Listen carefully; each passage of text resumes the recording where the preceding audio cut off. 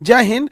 Israel जो देश है उसके दक्षिणी भाग यानी गाजा में तो युद्ध चल ही रहा था। अचानक से 17 सितंबर के दिन इजराइल के ऊपरी भाग यानी ऊपरी देश लेबनान, लेबनान के बाद हिजबुल्लाह नाम का जो आतंकवादी संगठन है, जिसे उसे इजराइल से काफी उसका टसन चलता है, वहां पर अचानक से लगभग 3,000 लोगों के जेब में ब्लास्ट होना चालू हो गया और इसमें लगभग 27 से 2800 लोग बहुत बुरी तरह से जख्मी हो गए हैं। किसी का पैर उड़ गया है, किसी की किडनी बाहर आई है, किसी की आंतें बाहर आई हैं, किसी लोग का आंख खराब हो गया है। तो लगभग लगभग जो भी लोग इसमें जख्मी है वो लाइफ टाइम तक कोई बड़ा काम नहीं कर पाएंगे। किसी का हाथ उड़ गया है, आंख खराब हो गई, जिंदा बच जरूर जाएंगे, लेकिन इतना बेरहमी से मारा गया है कि अब वो एक आदमी अगर मर जाता तो एक आदमी की कमी हो जाती, लेकिन वो ऐसा बचा रहेगा कि उसके लिए लाइफ टाइम एक आदमी देखभाल के लिए चाहिए।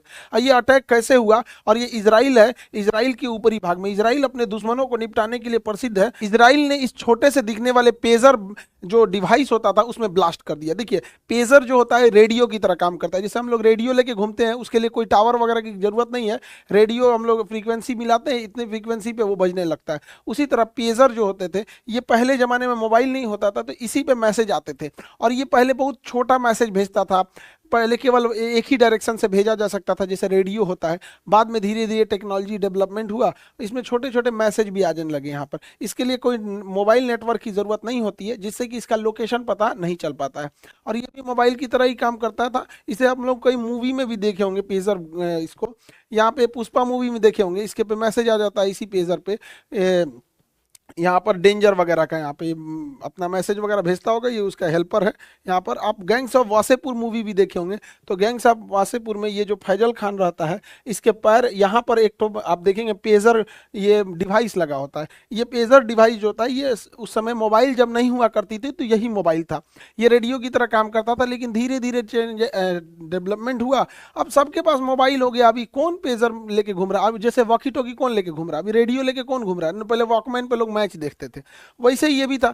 लेकिन इसकी एक फायदा ये था कि इससे मोबाइल जो था वो उससे लोकेशन का नहीं पता चलता था। लेकिन इजराइल ने क्या किया, लोगों के मोबाइल लोकेशन के हिसाब से चुन चुन कर उसके ऊपर ड्रोन हमला करना चालू किया। हिजबुल्लाह को जब ये पता चला कि इसके जो टॉप मिलिट्री कमांडर हैं वो ड्रोन अटैक में कैसे मारे गए, तो वो लोग यूज कर रहे थे मोबाइल यूज कर रहे थे। उस मोबाइल के लोकेशन के हिसाब से जो मोबाइल का लोकेशन दिख रहा था वही लोकेशन ये मिसाइल ऑटोमेटिक इसको कैच कर ले रहा था और वहां पिन पॉइंट एक्यूरेसी से हमला कर रहा था। ईरान में भी ऐसे कई हमले कराए गए डायरेक्ट।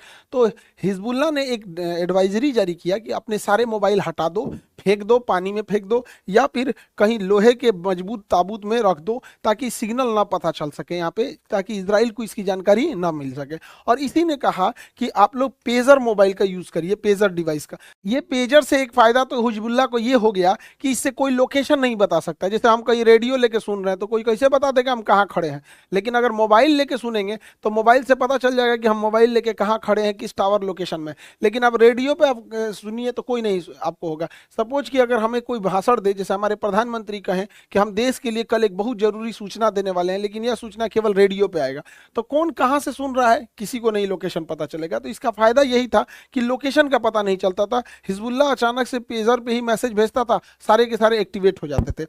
लेकिन इजराइल को इसी में एक मतलब दिमाग लगाया उसकी खुफिया एजेंसी ने। हालांकि इसमें मोसाद का कोई योगदान नहीं है, आगे समझेंगे लोग यहाँ पे। तो ये इजराइल के ऊपर लेबनान है। लेबनान ने 3,000 पेजर बनाने का ठेका दिया था ताइवान को, लेकिन ताइवान की कंपनी जो थी अपोलो गोल्ड जो था पेजर बनाने का लाइसेंस दे दिया हंगरी की कंपनी को। हंगरी की कंपनी को जब दे दिया तो यह यहाँ बनने लगा हंगरी में। अब यूरोप में जब ये पेजर बनने लगा तो यहाँ से इजराइल का एक्सेस बहुत ईजी हो गया। जब ये हंगरी से वापस यहाँ आ रहा था, इसी बीच में इजराइल ने यहाँ पर कुछ ना कुछ उसमें ऐसा अपलोड किया जो ब्लास्ट किया। आगे समझेंगे हम लोग कैसे किया था। जब ये पेजर हंगरी से 3,000 की संख्या में लेबनान के पास पहुंचा, इसी बीच इजराइल की खुफिया एजेंसी मोसाद के कहने पर इसकी एक यूनिट 8200 है, यहाँ पे इसकी मिलिट्री की एक यूनिट है, उसने क्या किया, प्रोडक्शन में ही इसके बैटरी के बगल में एक विस्फोटक लगा दिया और उस विस्फोटक लगने के बाद ही ये पेजर पहुंचा था लेबनान में। अब ये विस्फोटक क्या था, अपोलो गोल्ड कंपनी का पेजर हो गया यहाँ पर।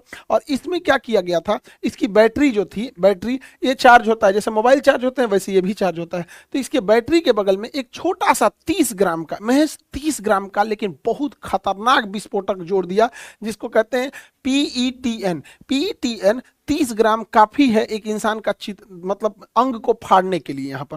तो ये इसमें विस्फोटक लगा दिया और एक छोटा सा उसमें एक सॉफ्टवेयर डाल दिया, जिससे कि जैसे ये पीईटी को ब्लास्ट करने के लिए हीट की जरूरत होती है, तो बैटरी के बगल में ही इस विस्फोटक को रखा और एक सॉफ्टवेयर डाला जिससे कि बैटरी हीट हो जाएगी। अब वैसे वैसे बैटरी हीट होगी, वो सॉफ्टवेयर ऑन होगा तो बैटरी हीट करके इसे ब्लास्ट कर जाएगी। और हिजबुल्ला के पास ये 3000 पेजर पहुंच गए। हिजबुल्ला ने अपने इन 3000 पेजरों को जो भी उसके खास कमांडर थे सबको दे दिया गया। कोई फल विक्रेता था, कोई ये इवन ईरान के राजदूत के पास भी ये पहुंच गया, उनकी वो आँखिए बाहर चला, ये फट गया आँखिए उनका, बेचारा ईरान को तो तबाह कर रहा है यहाँ पे। और जितने उसके खुफिया एजेंट थे सबके पास ये पहुंच गया यहाँ पे। इसी बीच ये फरवरी में आया था पेजर, फरवरी में आया था। इजराइल का था कि हम 2-3 साल बाद इसे ब्लास्ट करेंगे, जब तक कि घर घर ये पेजर पहुंच जाएगा। लेकिन इतना जल्दी अचानक ब्लास्ट इसलिए करना पड़ा क्योंकि जो हिजबुल्ला था जिसके पास एक पेजर था, उसको डाउट हुआ था, उसको डाउट हुआ कि इसमें कुछ गड़बड़ी है।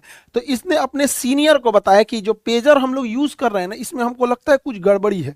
लेकिन दिक्कत क्या हुआ, इसका सीनियर भी मोसाद का एजेंट निकला। सोचिए, हिजबुल्ला में जो सीनियर कमांडर है वो एजेंट निकला इजराइल का। इजराइल ने तो हिजबुल्ला का रक्षा मंत्री मोसाद के एजेंट को बना दिया था यहाँ पर, इतना टॉप पकड़ है। तो उसने क्या किया, जो इसका सीनियर है, पेजर की जांच कराने के बजाय इसी को मरवा दिया, कहा कि इजरायली हमले में मारा गया यहाँ पर। और उसने इजराइल को संदेश भेजा कि अब इस पेजर को जितना जल्दी हो सके इसका यूज करो, अदरवाइज में 1-2 खबर आई है, जब जांच होने लगेगा तो कुछ नहीं कर पाओगे। तो ये खबर लीक हुई थी जुलाई में, और सितंबर में हिजबुल्ला जो था कुछ मैसेज देना चाह रहा था, तो इसने ये सितंबर का डेट रखा कि भैया अब इसको जितना जल्दी ब्लास्ट कर दो, वरना ये किसी काम का नहीं होगा, वरना इसे ब्लास्ट करेंगे नहीं तो ये किसी काम का नहीं बच जाएगा। तो इसे ब्लास्ट करने के लिए प्लान बनाई गई। हिजबुल्ला जो था अमूमन 12 से 4 के बीच में, 12 बजे से 4 बजे के बीच में मैसेज भेजता था कि किस तरह से इजराइल पर अटैक करना है, क्या करना है। इसी का फायदा उठा के 3:30 बजे 17 सितंबर को 3:30 बजे इसके सॉफ्टवेयर को एक्टिवेट किया जाता है। इसे इस तरह से सेट किया गया था कि एक साथ 3000 लोगों पर मैसेज चला जाएगा। जैसे इजराइल ने वहां से मैसेज भेजा, 3:30 बजे 3000 लोगों के जेब में, अलग अलग शहर मोहल्ला गली, लोग कहीं थे, कोई गाड़ी में था, कोई घर में था, कोई दुकान पे था, उनके मोबाइल अचानक से वाइब्रेट होने लगा, पेजर जो था डिवाइस, तो उसको उठा के देखा जाता है जिससे कि क्या मैसेज आया है। तो इतना खुफिया ढंग से इसके अंदर फिट किया गया था जानबूझ के कि अगर कोई नहीं उठाएगा पेजर को तो जेब में फटेगा, तो पैर उड़ गया है, किसी की किडनी बाहर आ गई है, आंत बाहर आ गया है, पेट फट गया ऐसे, और अगर कोई उठा के मैसेज पढ़ेगा क्या चीज है तो ऐसे आंख के सामने फटेगा तो आंखें फट जाएगी यहाँ पे। इतना खतरनाक इसको सिस्टम बनाया गया था।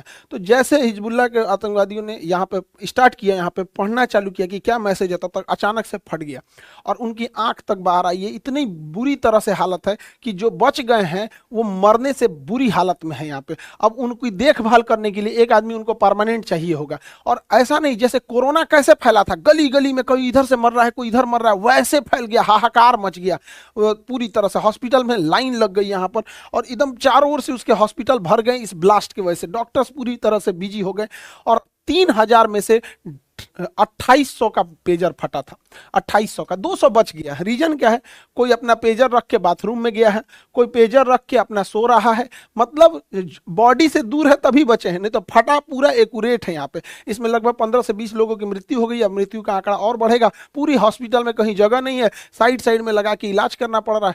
इजराइल पूरी दुनिया को दहला दिया ऐसे टेक्नोलॉजी का प्रयोग करके। हालांकि इजराइल की टेक्नोलॉजी बहुत जबरदस्त है। इजराइल अपने दुश्मनों को यहाँ पे, गाजा को तो निपटा दिया, यहाँ पर पारा पारी ये आ रहे हैं, जब गाजा को निपटा देगा तो अगला नंबर आएगा इसका यहाँ पर हिजबुल्ला को निपटाना। जब हिजबुल्ला को निपटाएगा तब ये वेस्ट बैंक को निपटाएगा, पूरा खा जाएगा फिलिस्तीन वगैरह को। गाजा को तो निपटाइए दिया यहाँ पर। तो इसको, और इसने घर बैठे बैठे बिना गोली चलाए पूरी कम्युनिकेशन सिस्टम तहस नहस कर दिया। अब हिजबुल्ला को समझे में नहीं आ रहा है मैसेज कैसे दे, फोन पे दे कि क्या दे, तो पूरी तरह से तहस नहस कर दिया इसने। और ये काम किया कौन सा, तो इसकी एक एजेंसी है जिसको कहते हैं समोन मटायम। क्या भाषा है इसका, समोन मटायम, ये हिब्रू भाषा है इसका। इसको कोड में ने पता नहीं क्या बोलते हैं हिब्रू भाषा में, यूनिट 8200 ने इसको अंजाम दिया है। और यही है खतरनाक एजेंसी जो अंजाम देती है साइबर अटैक जब भी होगा इजराइल के थ्रू, तो यही एजेंसी, हमेशा याद रखिएगा, यूनिट 8200। इसमें मोसाद भाग नहीं लेती, ये मिलिट्री का विंग है।